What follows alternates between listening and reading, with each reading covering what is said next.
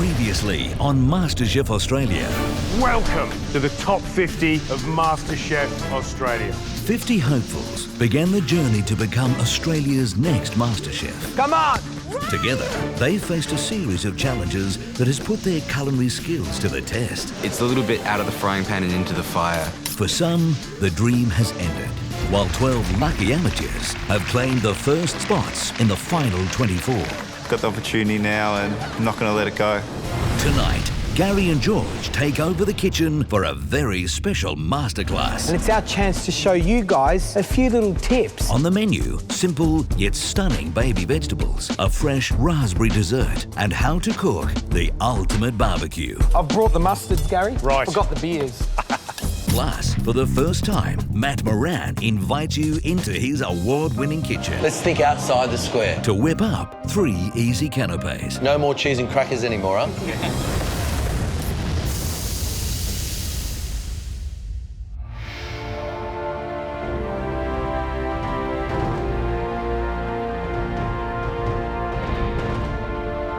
The week that we've been through has been quite unlike any that I've ever been through before. When I walk into the kitchen, everything's set out a bit differently. There's a whole bunch of chairs and a bench set up, so I get a suspicion that we're going to be watching someone else cook today. Welcome. You've had a huge week. Yes. Yeah, a massive week. The pressure, it's hard. But you came here to the top 50. Best amateur cooks in the country. There are 12 people through to the top 24 already. There are 12 spaces left. A chance for you to grab one of those spots. There's still time left. So you've been under pressure, you've felt the stress. Now it's time to just sit back, relax a bit. Welcome to Masterclass.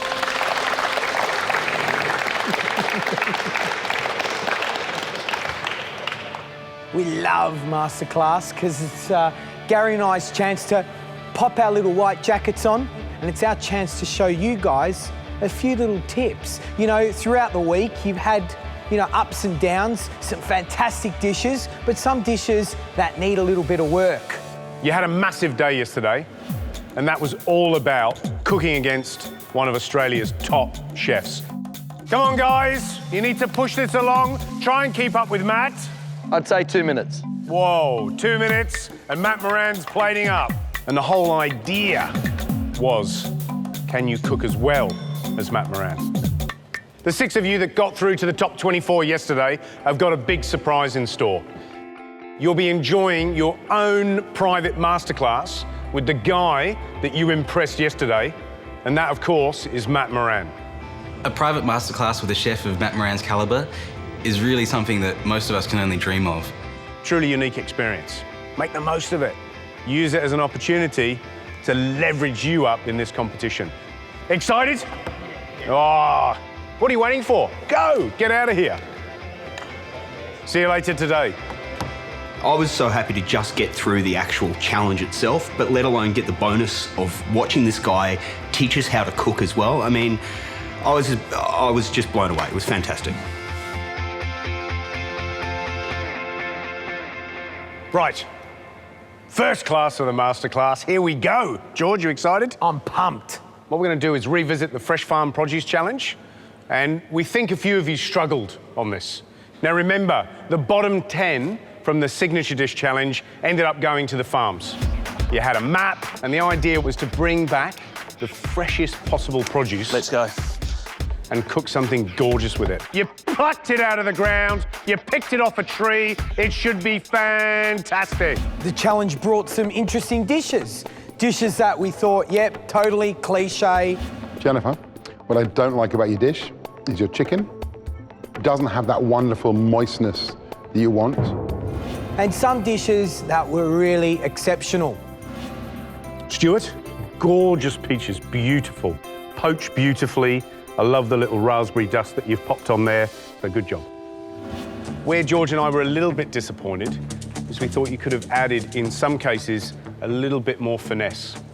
You've really got to respect the product, make the most of it, and in terms of sourcing it, find something different than what you'd find in the shops. So what I'm going to do is I'm going to do a plate of juvenile or baby vegetables with a carrot puree and a potato crisp and some little pistachios.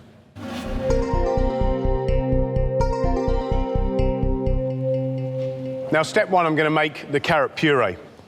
So butter in the pan, about a tablespoon of butter. You don't have to put that much in. You can cook it in olive oil as well, no difference. And you want to grate a good quantity of carrot. And the reason it's important to cut it small is because you want to leach the sugars out and soft the carrot as quickly as possible. And a pinch of salt in there. And what we're going to do is just start that off on a slow heat with a lid and give it a stir every couple of minutes until it starts to soften. Jennifer, question? Given that there might be some loss of volume, how many raw carrots would you use for a single serve? What I'm going to make, and there was probably about 2 whole carrots in there, that'll give me enough for a couple of main courses. So it's plenty. And you will lose a bit of volume, but you'll see, when it's done, you'll see that it's so intense, how much can you really eat of it? That's the key. And most people, when you make this style of carrot puree, they go, is there cream in there? Why is it so rich? Is there something else in there? Because they just can't figure out that it can be so intense when it's just carrot and a little cube of butter. But I think it's because we get confused with trying always to add lots of other flavors because we need to make it better. And the whole idea of the farm challenge, where sometimes you don't need to make it better, you just got to cook it, and it's great.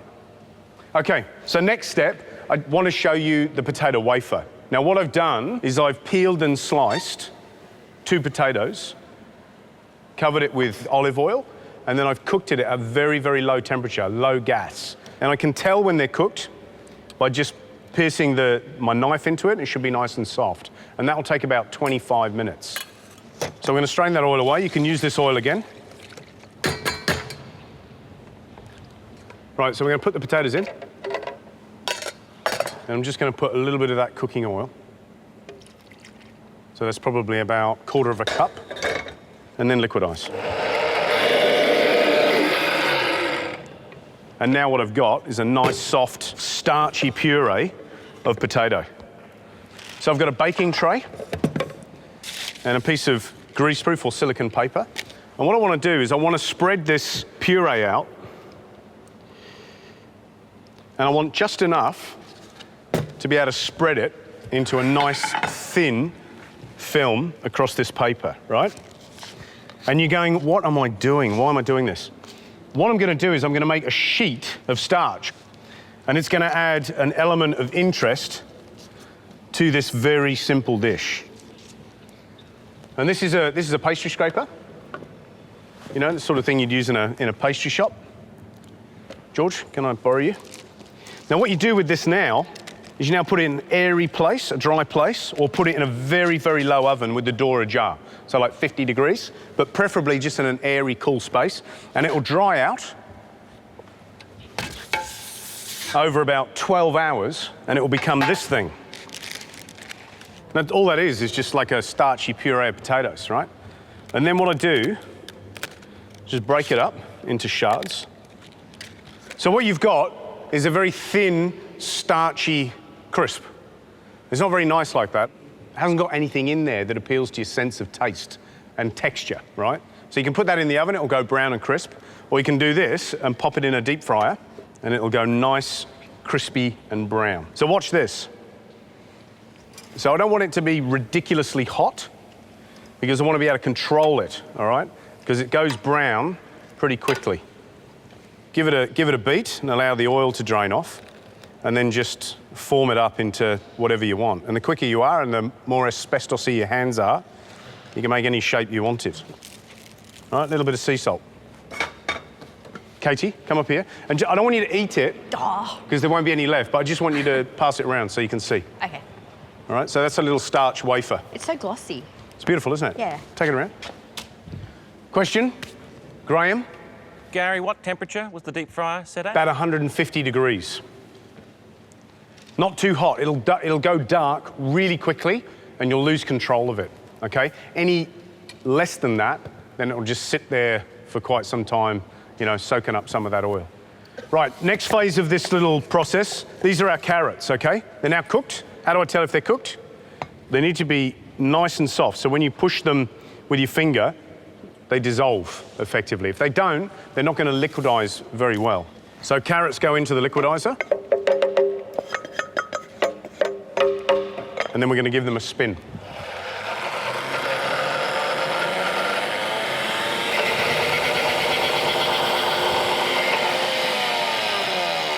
Right. Done. So what we're looking for is just pure baby food, right? It's got to be super, super smooth and super creamy. Anybody want to come and dip their finger in it? Greg, you're at the front.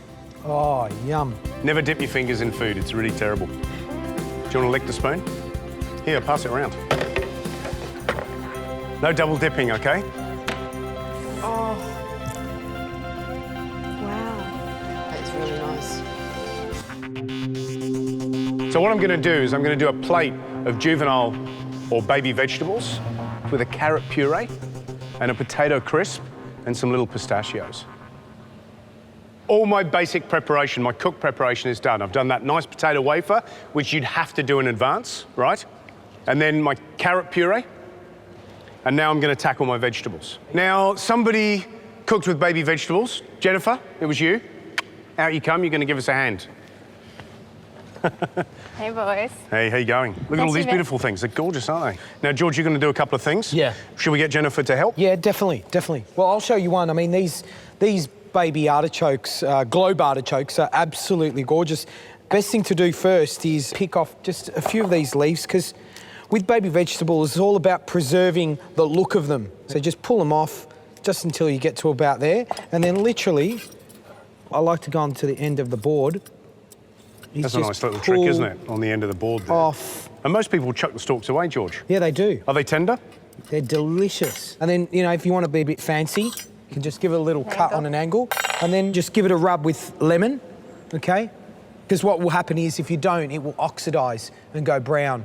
And that's it. And then you've got this beautiful artichoke. Now, cut them in half to cook them. So just be gentle. And that will help them cook quicker. Yep. All right, but also I want to show that little layering of all the leaves. I think that's gorgeous. Looks beautiful. With the lemon, you need to put lemon on again because you've cut it. That's right, and I've opened it up Gorgeous. to Jennifer, possibly oxidise it. Go. Have a go. Your turn. Okie dokie. Jake, you got a question? Do you have to remove the choke from the baby artichokes? No. No. You can eat them. Yeah, right. So what you mean is this little part here. Yep. And when it's very small, you can almost see that it hasn't developed at all, and it's so small that it's insignificant. And in terms of how it feels in your mouth, it's still very soft and very creamy. And as the artichoke gets bigger, that little furry choke or heart in the middle becomes a little bit, you know, bit coarse. Yep. So you have to scrape it out. Now, while you're doing that, I'm just going to trim this off. But the way I like to do it, and this is what I mean about learning how to prepare them and do them beautifully, is little touches like that just add that little skill level where people go, oh, look at that, it's beautiful.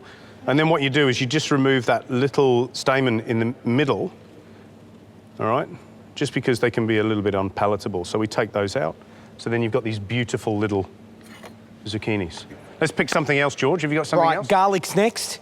And quite simple, we're going to do garlic cooked in milk, all right? So what's also nice with poaching it in milk, if you want, you can make a beautiful white puree of garlic. Now, George, how much milk are you putting in with the garlic? I'll put pretty much a cup of milk in, just enough to cover the garlic, a little pinch of salt, yeah. And you'll notice with the way Gary and I cook is constantly thinking about when you need to put salt in, all right? That is your prime objective when it comes to cooking, yeah? Your prime objective is always thinking about when you need to put salt onto something to bring out its flavour. Right. Jennifer, thank you for that. No problem. You've done a great job. Thank you. you. Can head back. Well done, Jennifer. Thank you, right, Matt. thank you. This is a baby leek. Look how small that is. And all I'm going to do is just pop off that little root end, and then I just want to trim that off. And you just want to take it off on a really nice little angle and think about it like a bunch of flowers rather than chopping off the ugly ends of a big leek, all right? And if you need to, if that outer leaf is a bit tough, you can just peel that off, right? Isn't that gorgeous, okay? And I'll just put that in water because I just want to make sure there's no mud on that. Now we're going to do, I've got a couple of different types of radish here. How do you prepare it? What I do is I work around and I just go, which leaves do I want to keep? Because I want to keep some, right? And what I'm doing now is I'm just scraping around the base of that stem, and I just want to make sure that I get rid of all that mucky stuff. And then on that little furry bit on the bottom, I'm just going to scrape that off and remove some of those tiny little roots that are on there. And then I keep that gorgeous little juvenile vegetable intact. Right, and then beetroot. And again, I want to keep something in there because I want it to look like it's just been plucked out of the ground. And this is the sort of detail that we want you to learn here on MasterChef, okay? This is the sort of thing that you'll learn in a Michelin star restaurant. So there's only one thing left to do, and that's cook vegetables. George, you going to assist? Love to, love to. Guys, we're going to cook these really simply. You know, what we've got in a pan here is some water and a little bit of butter, and what we're going to create is an emulsion, okay? Just to confirm, an emulsion, so you understand, it is a mixture of a fat and a liquid, okay? So, you know, an emulsion can be a mayonnaise emulsion, béarnaise, a hollandaise, a vinaigrette, when you emulsify vinegar and oil together. All right, very plain, very simple. We want the vegetables to speak for themselves. A pinch of salt, again, and we start off with the vegetables that need the longest cooking, of course. So artichokes go in. Okay, next ones that go in are the baby turnips. All right, of course, the red beetroots, we want to cook them in a separate pan because we know what happens with red beetroot, it leaches into stuff, so you want to try and keep that separate. Yellow beets can go into there as well. We can pop the lid on, get some steam happening in there. And don't forget, if you use a small amount of liquid, that water becomes your cooking stock. So there's no reason why you couldn't reduce that liquid a little bit further and serve it in a lovely bowl with all that soupy, you know, slightly viscous emulsion of vegetable stock, because that's what it will be. So guys, this is our garlic that's been cooking in milk, a pinch of salt as well, and I've just brought that up to the boil, popped it down really low and cooked it for about 2 to 3 minutes, and that's all you need. You can then leave the garlic in there just to rest and then fish that out, okay? Now this garlic milk that's left over is absolutely gorgeous, and you can make a beautiful, beautiful mashed potato with that, yeah? Don't waste anything, all right? Because that in the bin is money. And you cooked it in milk, what does it do? Oh, it removes that astringency of the garlic, but also because we want to keep it white. Oh yeah, right? Beautiful, that looks I've just gorgeous. Drizzled that with a bit of olive oil. And look at that emulsion bubbling away, all right? The next ones that can go in are our leeks, so they'll catch up to the rest of the vegetables. Next step is our zucchini flowers, okay? And we just place them in. And yeah, as you're standing there looking at it, base your vegetables. All you're doing is adding love to it, all right? And this is what it's all about. Adding love to the food. How are you going to make it better? Next step, our peas. We've got our shelled peas, okay? You know, we want to show what a pea looks like because it's a beautiful thing. We've just left the little peas in the pod, like little babies just dangling away, you know, and that goes in as well. A lid on for another 30 seconds.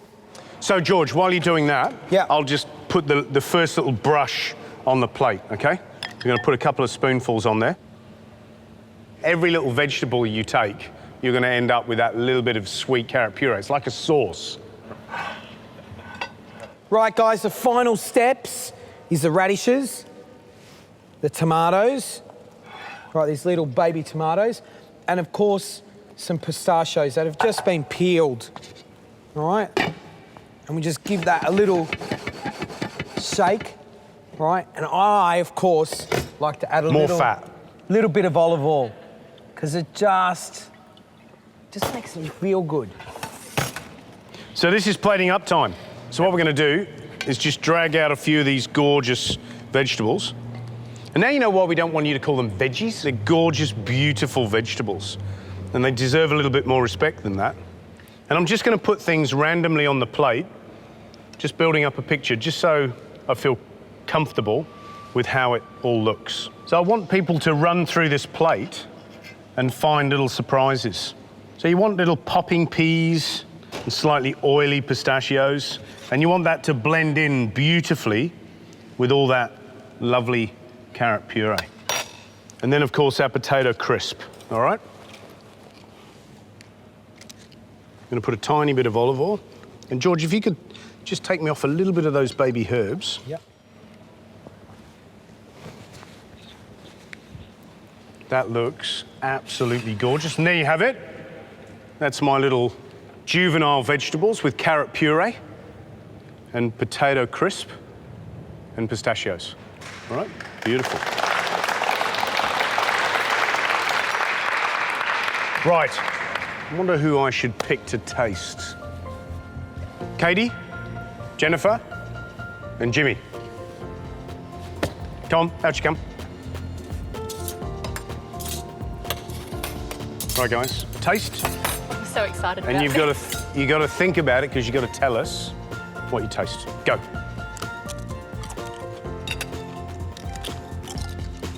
Oh, there's just a light crispness that just melts away into beautiful, the isn't into the carrot puree, which is just this sweetness over the salty crispness. It's The whole idea is there's different textures there. Jimmy? Fantastic, because you can actually still taste the baby vegetables in their entirety, and you can taste the butter coming through. But other than that, it's just what it is. It's very simple. It's just what it is, so. All right, thanks, guys. Back to your seats. Thanks very much.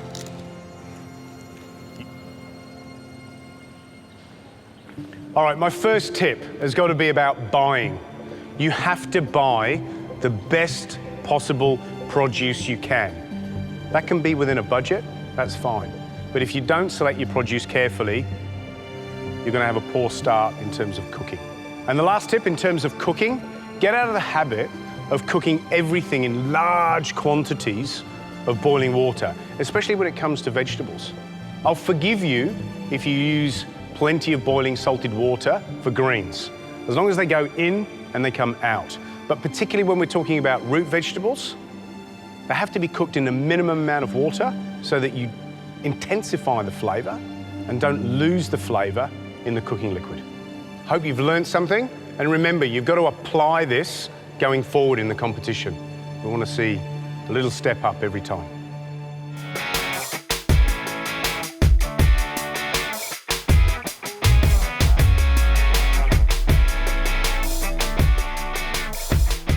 I'm walking into Aria for the first time, one of Australia's best restaurants.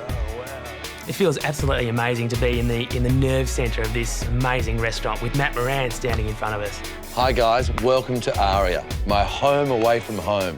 Now George and Gary have asked me to give you guys a special masterclass, which I'm really happy to do. Grab an apron, let's go.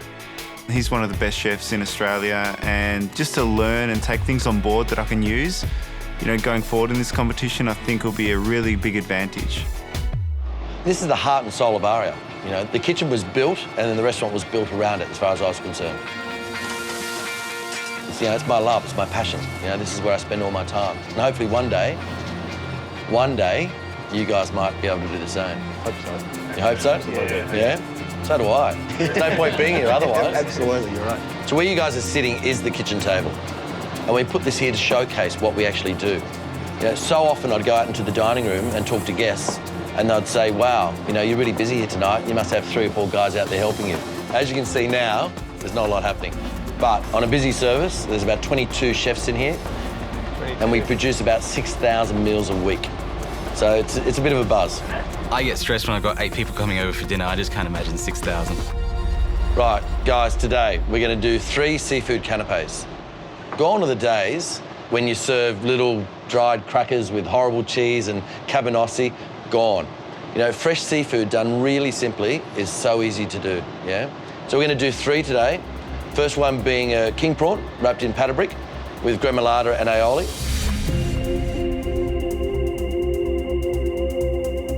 Next one's going to be a chili salt squid, but fresh squid, with a little bit of lime and a bit of garnish of chili and baby coriander. And the last one is the smoked salmon roulade.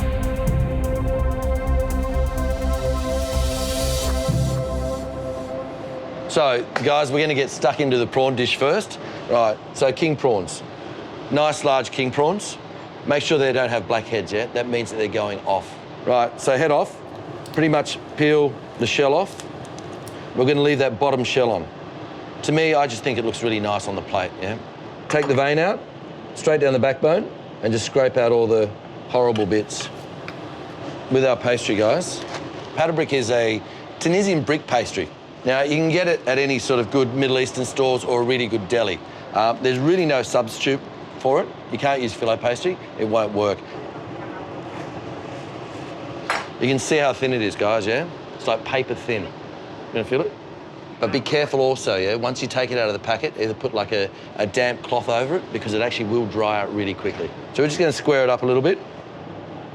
Cut it into 3. Like so. So pasta machine. I'll probably need someone to help me here. Philip, how about you come in? Come on. So what we're gonna do, guys, very simply, put it in the pasta machine and just roll it through. It's like shards, yeah? Do you want to have a go at that, Philip? Sure. Have you ever used a pasta machine before, Philip? Once or twice. Once or twice.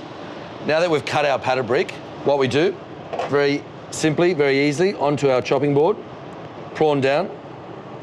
It can be quite rustic because when it actually cooks, you get those sort of little bits sharding off and it sort of looks more effective rather than a really neat sort of fold.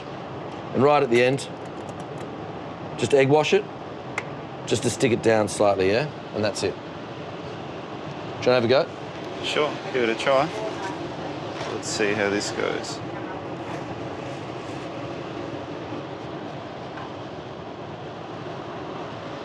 So guys, there you have the prawns, yeah? You could actually use other sorts of seafood. Balmain bug would be perfect, scampi would be perfect. Even a lobster, and you could cut it up. Don't do a whole lobster. Well done, Phil. Thanks. You can go back. And now, guys, aioli, or garlic mayonnaise. Now, you really should be using freshly made mayonnaise. There's really no reason why you guys now shouldn't be making your own mayonnaise. So garlic, guys. Nice big lobe of garlic. Excuse me, Matt. Yes? With your mayonnaise, what sort of oil do you use? Look, it's probably not right to use olive oil. The reason being is olive oil's quite strong and it can overpower it. I reckon like a good vegetable oil, canola oil, or even grapeseed oil. Okay. Grapeseed oil is an oil that we use a lot here, and it's a very neutral oil. So you can actually get that neutral flavour and then you can add flavouring to it. Go on, thanks. You know, to me, when you chop garlic, it's really important to have a sharp knife and really chop it. Don't bruise it, don't squash it. You know, don't use one of those crushers. To me, it's horrible and disgusting. You want nice, fine sort of chops, yeah? So it's pretty hard, no matter how good you are with a knife or how good a chef you are, you always tend to have a bit of a nick here and there. Now, someone yells out, you look over, bang. Right, a lemon cheek, just cut it on the side. The reason being is you won't get the seeds in it, yeah? So a little bit of lemon juice, small amount of salt to begin with, and then we start to mix it. And while we've got the lemon juice in it, it's basically because mayonnaise is quite a fatty flavour, and by adding lemon juice, it sort of balances that, you know, sort of sharpness with that sort of fatty feel in your mouth. Makes you feel better when you've got that acid there. Right. Matt, when you made the base mayonnaise, would you have put an acid in there like a vinegar? Always. Yeah. So you pretty much start with the mustard, egg yolks, and slowly add oil. So guys, who wants to taste the aioli? Yep. Got that raw garlic flavour, yeah? That's great. Wow, that's great. Right. Right, guys, now, gremolata. Very simple flavours, but really effective with this dish. Chopped parsley, lemon juice, good olive oil, extra virgin olive oil, garlic, and that's it, yep. First of all, we take the leaves off the stalks. No stalks, stalks are horrible and bitter. Matt, are you able to use any other parsley or? Look, curly parsley you possibly could, but to me, chefs only ever normally use continental parsley or Italian parsley. Yeah? Okay. It's much better flavour. Right, so once you've got enough there, it's about half a bunch, really, really tight, and we're going to chop it really fine. In a bowl, put your parsley. Now we need some garlic, so we're going to chop it. Same again, nice and fine. Right, so a little bit of garlic into our parsley. Good Australian olive oil, yeah? Our stuff here is fantastic. Another really important factor, a little bit of olive oil in it, is when you actually open a bottle of olive oil, it's got a shelf life, yeah, of about 6 to 8 weeks, and it becomes rancid. Can't tell you how many times I've been to people's houses and they go, oh, Matt Moran's coming over, let's get the really good olive oil out. And, you know, they've had it for about 2 years and it's horrible. You know, I don't have the heart to say, mate, you just gave me horrible olive oil. Right, some fresh lemon juice, squeeze, a little bit of salt, pepper, Stir it up. Taste. Beautiful. Right, guys, we've got our prawns wrapped in pattern brick. Aioli done, gremolata, it's time to cook them. We're lucky enough, we've got a deep fry. If you don't have a deep fry, you can always shallow fry at home, yeah? It's not perfect because you've got to keep that temperature of the oil at that 180 degree, yeah? So you have to monitor it a little bit. If it's too hot, put a slice of bread in there. The bread will cool it down. Our prawns, pick them up, nice and gently, put them in. So the oil that we're actually frying in is just a vegetable oil. You don't want an overpowering oil. And they should take roughly about 2 minutes. Now, the reason why I've used a large prawn, a little prawn will cook too quickly. Yeah. And I hate overcooked prawns. To me, they still should be a little bit opaque in the middle when you cut into them or you bite into them. If it's a good quality prawn, it can be undercooked. Right, a large plate, we're going to start to dress the plate. Because it's canapés, we're going to have 3 individuals. So it's going to be 3 little dollops of aioli. What are you looking for in the prawns to tell when they're ready? I can tell pretty much straight away that, you know, it's nice and golden brown, but I can tell that by the tail is not so red, it's not overcooked, it's going to be still quite opaque. A pair of tongs, really carefully, pick them up by the tails, put them onto a little bit of kitchen paper.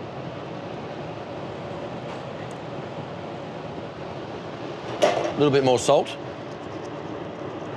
Right, very carefully, just sit on top of the aioli.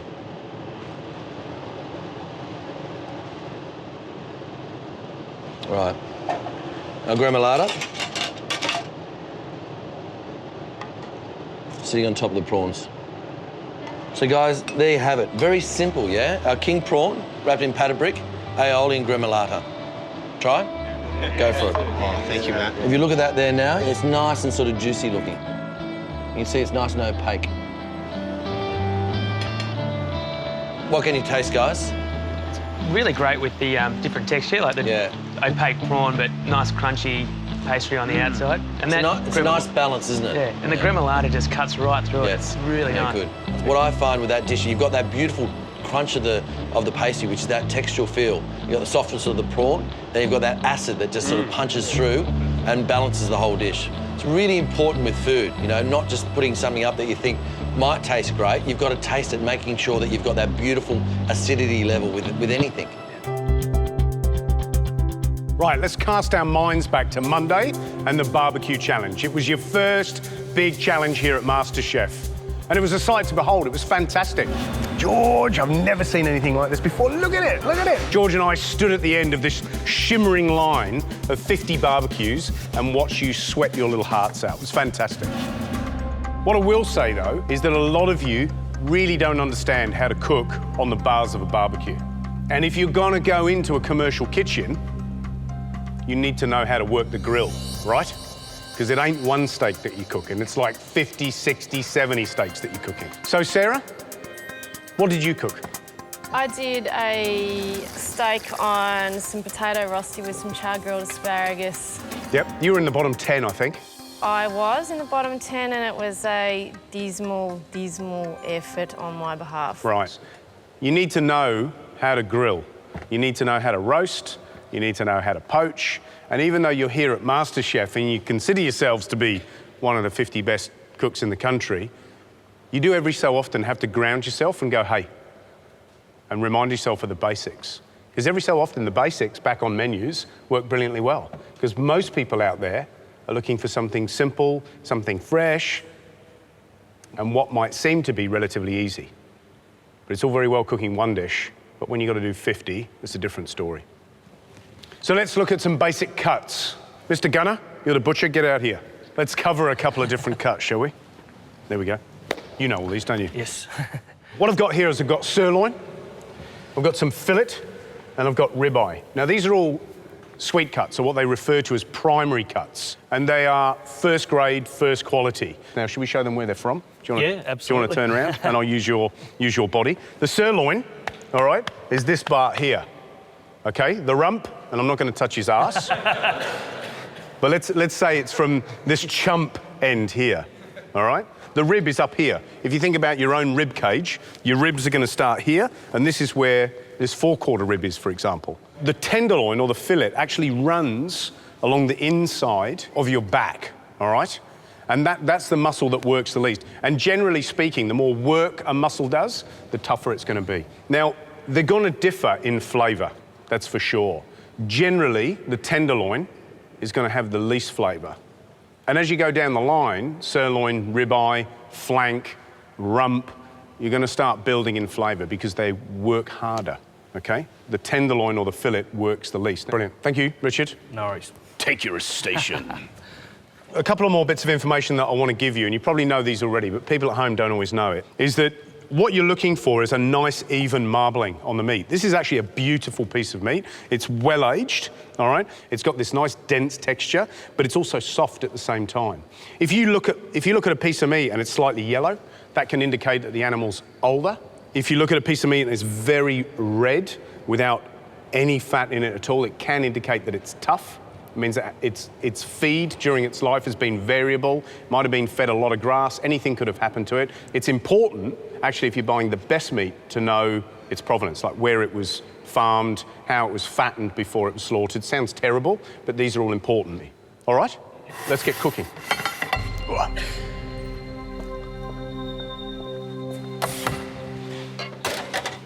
going to show you how to use the char grill. Most common mistake people make, prodding the thing while it's on constantly and turning the thing while it's on constantly. The other mistake is having it on too hot and just, you know, carbonising everything. We don't want to do that. A lot of chefs don't salt before they cook because they're concerned that the salt forms a crust or draws the moisture out of the meat. But I actually like that crust. That's the bit that gets me going, you know? So, and let's put a bit of salt on. A little bit of oil.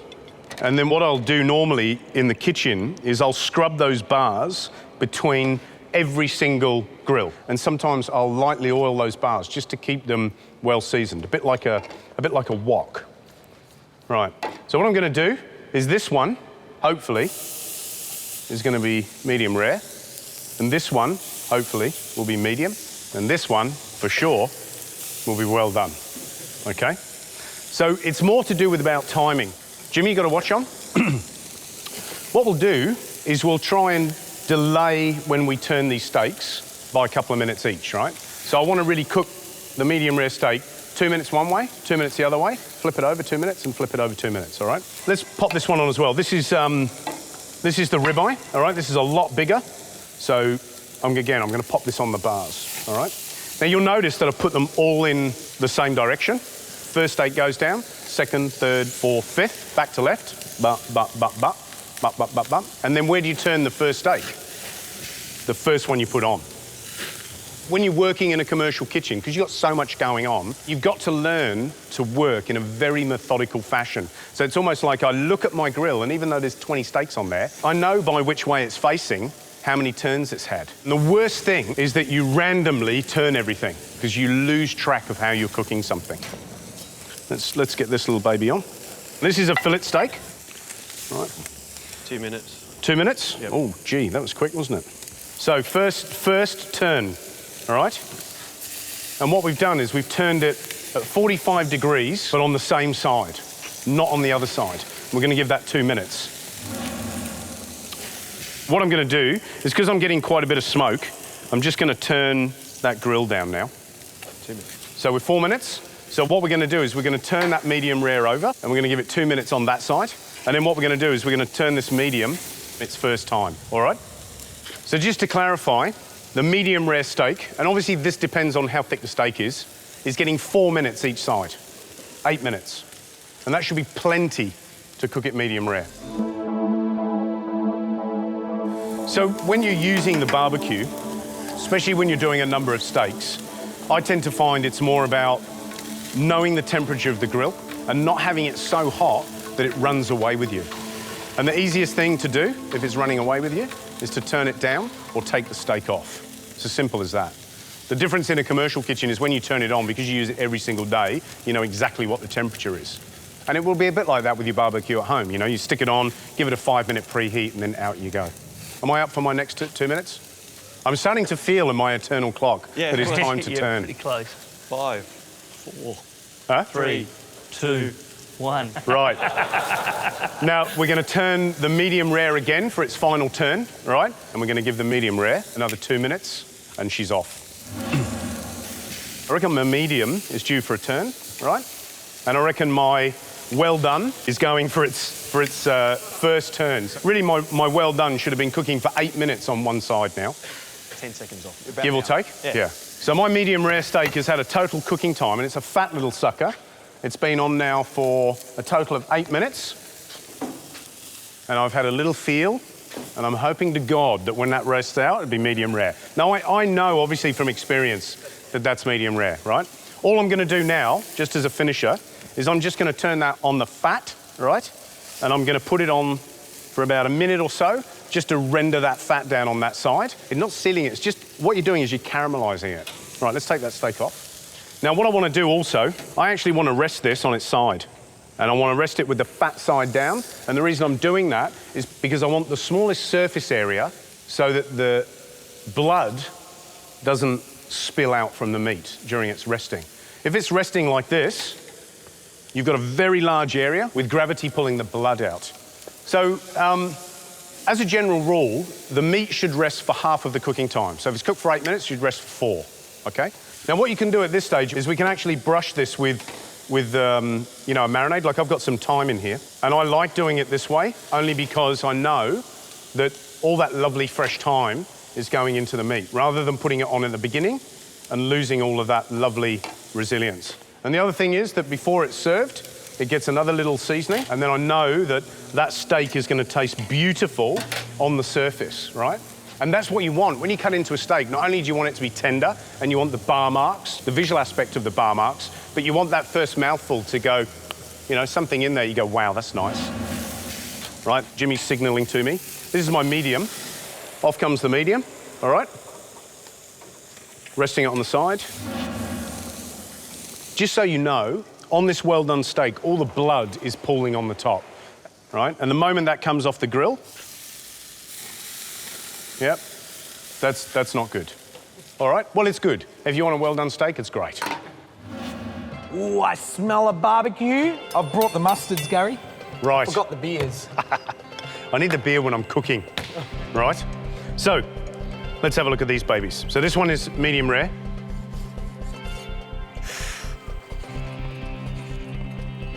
So if we turn that around that way. Fantastic. Look at that.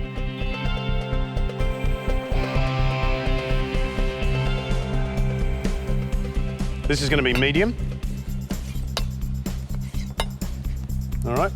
You've got a very distinct line of cooked meat, and then the pinkness in the middle, and then a very distinct line of cooked meat on the bottom, right? So that's medium. Let's see how this crucified little baby is. So what's happened is it's lost all of its blood, and pretty much every bit of juice that's in that steak is gonski.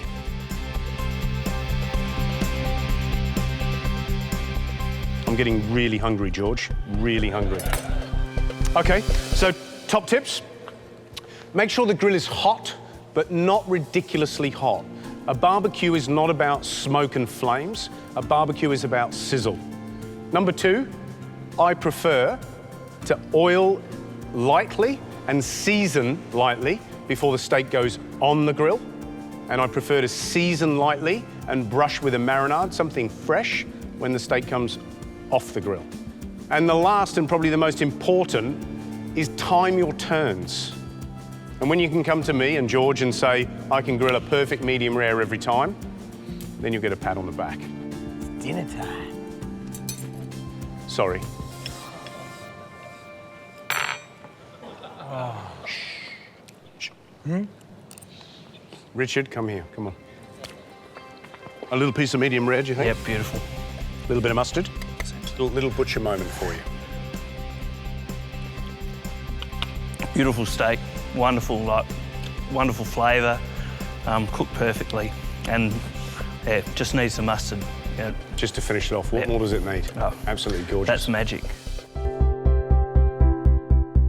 I'm so excited to be having a private masterclass with Matt Moran. Matt's showing us different seafood canapés, emphasising how beautiful simple food can be.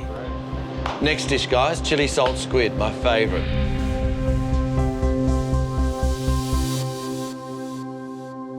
What I'm going to do now is clean the squid. Now, I can't tell you how important it is when you go down the fish markets, you buy whole fresh squid.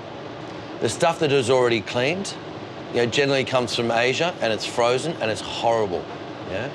Pretty much what you're going to do, stick your fingers up inside it and just pull out all the insides.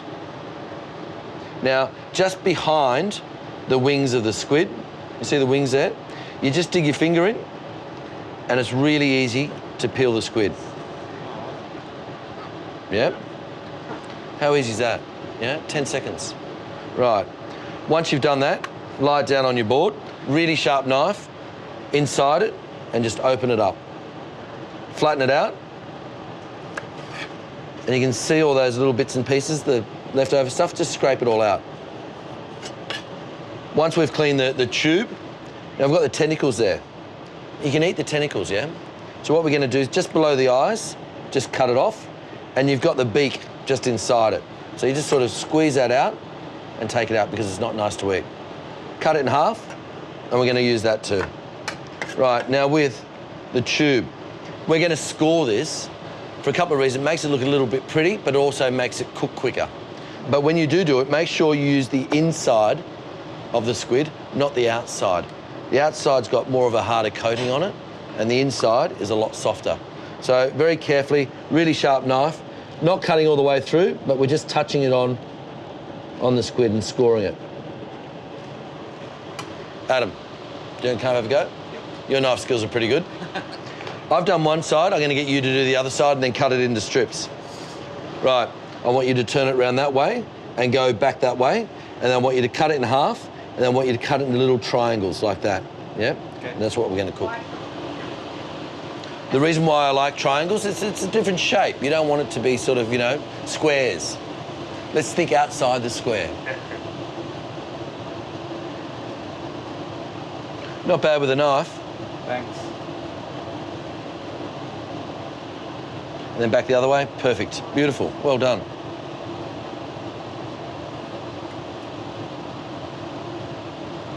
Perfect. Thanks, Adam. Thanks. You can go back. So, guys, we've got our squid ready, and now we're going to move on to our chili salt mix. And it's pretty much just a flour, yeah? Lots of different spices in it. Tempura flour, yeah? You can use a normal plain flour. This just lets it puff up a little bit more, and you can get it in any good Asian store. So, tempura flour, got a little bit of garlic powder, white pepper, pretty much a couple of tablespoons of each. There's a little bit more flour than everything else. Salt, of course, chili powder,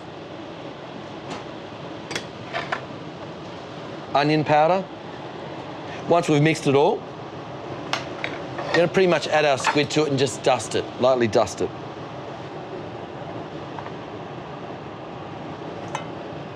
Matt, when you're making a tempura batter, a lot of times people that don't have tempura flour can use a mixture of plain flour and cornstarch.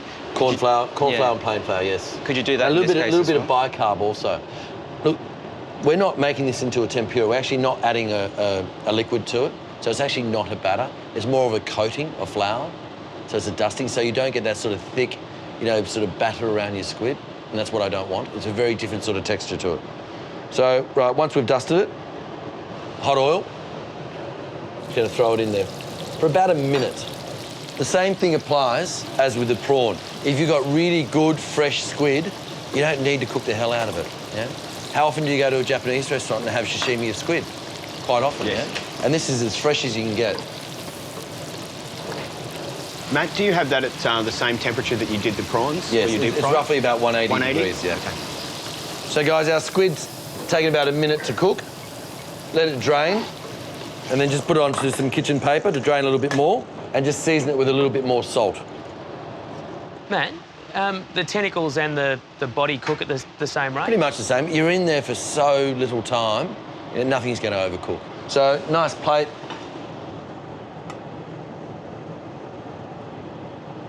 Garnish it with a little bit of dried chilli, and it's easy to do yourself. Just get a nice big red chilli, slice it really fine, and dry it out in the oven. Simple. Some baby coriander. And a fresh lime wedge. And there we have it, guys, our chili salt squid, fresh lime, baby coriander, and a little bit of dried chilli. Beautiful. Right, guys, let me do the honours. A little bit of lime. Same thing again, a nice balance. Go for it. How tender is that? It's nothing like those big ghastly things you see at pubs with the horrible, massive hunks of crisscross nonsense. Rubbery, horrible, Yeah. clean, fresh. You got that nice sort of hint of that chili.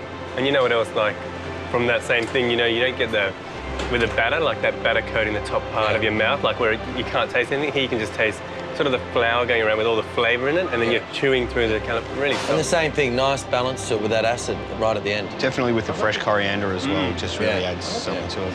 There's a lot of flavour in your mouth, a lot of flavour. Yeah. All right, guys, next one. Smoked salmon roulade. So, guys, we've got our chopped offcuts of smoked salmon. We've got about 80 grams in, tablespoon of fresh horseradish or horseradish cream. Always best to use fresh stuff if you can. Tablespoon of baby capers and a little bit of lemon zest. Right, a little bit of creme fraiche, a little bit of dill. We're just going to really roughly chop that. Right, we're going to mix it all up.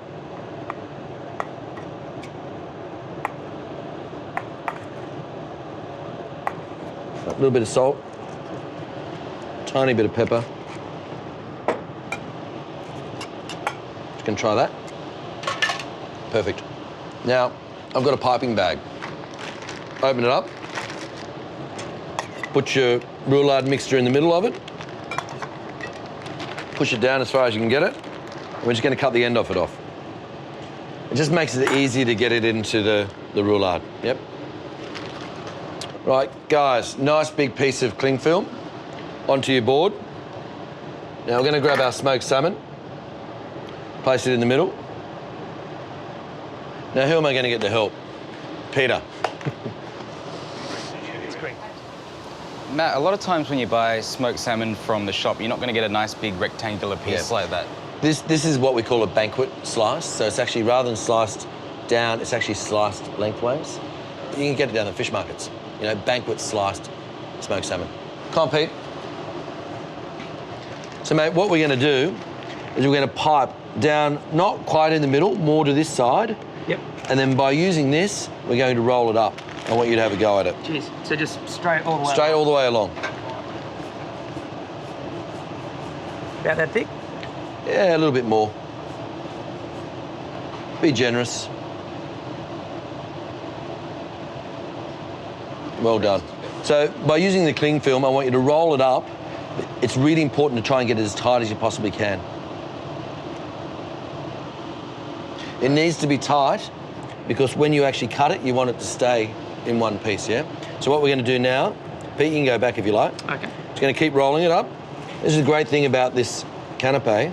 You know, you can have it to this stage, you know, in the morning, do it, leave it in the fridge, let it set a little bit in the fridge, and then when your guests come, you just quickly cut it up. So one end, we're going to tie really tight, and the same with the other end. Roll it up, pull it out, and then we've had a little canapé. And let's make it nice and neat. And then just sit it in the fridge for a little while, yep. So guys, here's one which has just been set in the fridge for about half an hour, yeah? So cut the ends off. I want to do a perfect 4, so we're going to pretty much cut it in half and then cut it in half again.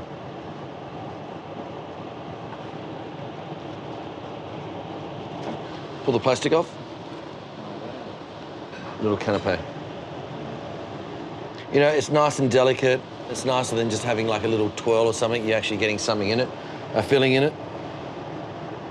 There we go. And you could do the same with tuna. If you had nice tuna, you could actually fill it with tuna too. Now, what we're going to do, we're going to put a little bit of caviar on top. Now, this is real caviar. This is actually from France. As you can see,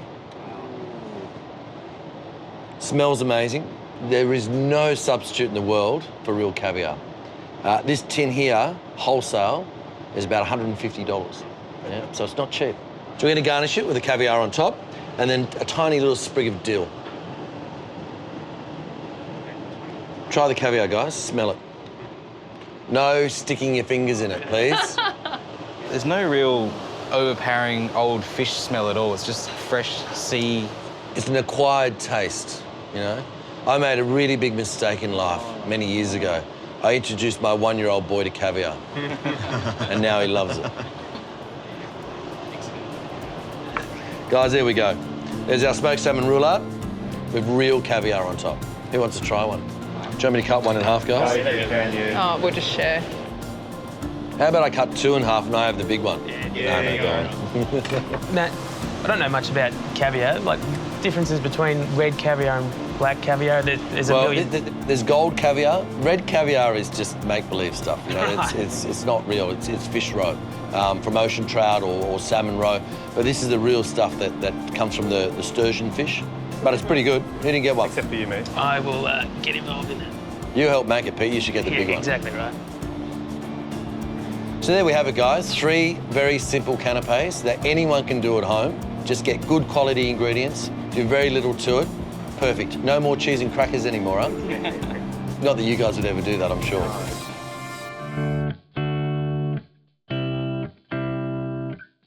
In the Food Foster King Challenge, we asked you to go out there and pick the best ingredients, come back and give us 2 dishes, a main course and a dessert. Some of you went out there and picked raspberries. Some of the raspberries that you actually picked were a little bit tart. Nothing wrong with that. It's about tasting and adjusting. So I'm going to do a really simple dessert using raspberries. Raspberry jelly, frozen raspberry granita, and we're just going to finish it with a little bit of champagne. First, 200 mils of apple juice, freshly squeezed. 60 grams of caster sugar. And we've got 12 grams of soaked gelatine leaves. And why we need to soak them is so we soften it so it dissolves, all right? And we soak it into ice water so then we can pull them back out without melting, all right? Our sugar and apple juice is about to come up to the boil. We dissolve our gelatine in. We can flick the gas off at this point.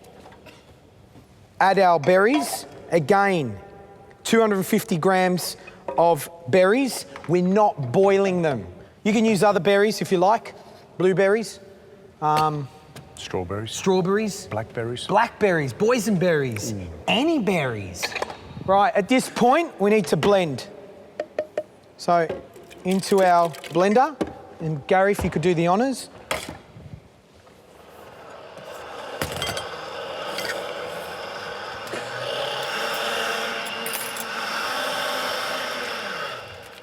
Right. Next step is to pass the mixture, just to remove any of the seeds. Look at the colour of it. And you know why it's so vibrant? Because we haven't boiled it and cooked it. Right, at this point, quite simple, into whatever you want to set it in. You can do it, it doesn't matter, it's up to you. And that goes into the fridge for about an hour, ready to eat. Now, with the remainder of the raspberry jelly mix, we pour that into a tray and literally pop that in the freezer till it goes rock hard.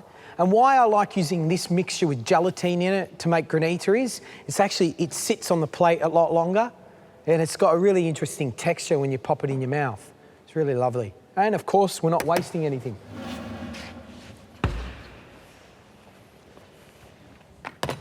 Right, to create granita, we just rake the frozen raspberry, and there we have it. And then at that point, you place it on top of the jelly. Gary's just picking some beautiful little basil leaves that will just pop on top. And then the final little flurry, a little bit of champagne. And there you have it. A simple little dessert, as easy as that. Raspberry jelly, raspberry granita, and you just finish that with a little bit of champagne and some baby basil leaves.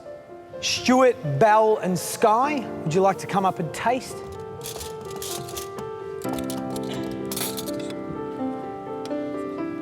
You need to get a little bit of everything, yeah?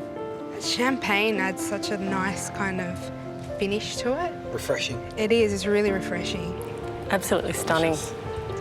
pleasure to eat. And those scenes, I hate the scenes.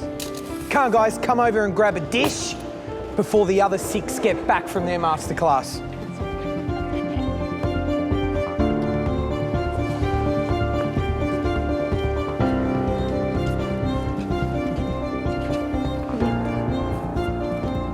These have got a lot of gas behind them, George. Don't shake I didn't it. do anything. Careful, no, careful. It's got a lot of gas behind it. Told you, didn't I? Come on, guys, have some champagne. Have some champagne. Cheers, guys. Cheers, big ears. Here to come, George. Here to come. Come on, guys, come and join us. In you Come come. and have some champagne and some food.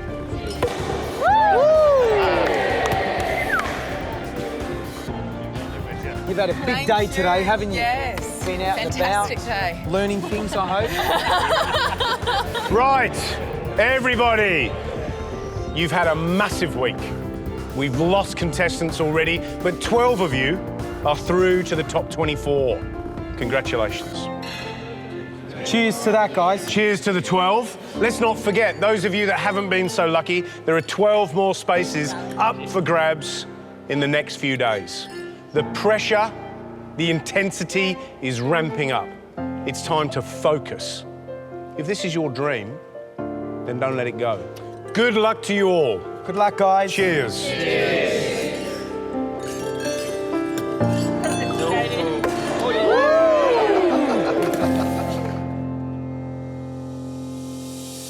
Next time on MasterChef Australia. Today's now or never. This is it. With only 12 places in the final 24 remaining, 2 challenges will put the hopefuls to the test. You need to ramp it up to plate it up. First up, it's the mystery box. My heart just sank. I thought I might as well walk out the door now. Then they'll have to impress a big gun of Australian cuisine, Neil Perry, in the pressure test. You have to push yourself beyond the limit.